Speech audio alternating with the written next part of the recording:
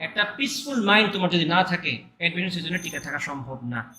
এটা মাথায় রেখো। মানে আল্লাহ যদি তোমার এই পিসফুল মাইন্ডটা না দেন, তোমার পক্ষে আসলে এত মোটিভেশনের তো অভাব নাই করে ফেসবুকে আমি দিচ্ছি, তুমি নিচ্ছ, তুমি সার্চ করে করে মোটিভেশন নিচ্ছ। দেখো, how to study well, how to be motivated, how to be efficient, search করতেছো না? সবাই সবাই সার্চ করতেছে, কিন্তু আমি আমার সময় সার্চ করছি।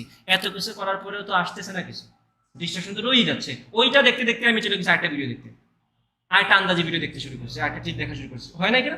এই যে এখন তুমি যদি আল্লাহর কাছে চাও, আল্লাহ যদি তোমাকে দেন এই পিসফুল মাইন্ড, তাহলে কিন্তু তুমি আস্তে আস্তে ওই দিকে আগাইতে পারবা। তোমার যদি পিসফুল মাইন্ড না থাকে, তুমি ডিস্ট্রাকশনের পর ডিস্ট্রাকশন তোমার আসে, বম্বার্ড হইতে থাকবে তোমার উপরে, তোমার পক্ষে এগিয়ে যাওয়া সম্ভব না।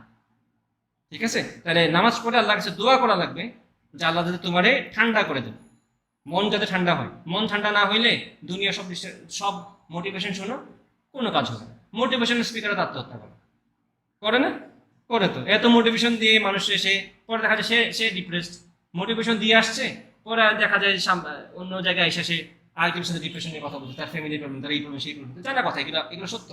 ঠিক আছে? তোমার যদি মেন্টাল পিস দরকার হয়, তোমার যদি মনে হয় যে তুমি এই যে এত কথা বললাম, এই সবগুলো কথা তুমি যদি ফলো করতে পারো, এটা মোস্ট লাইকলি যে তুমি পরীক্ষায় ভালো করবা।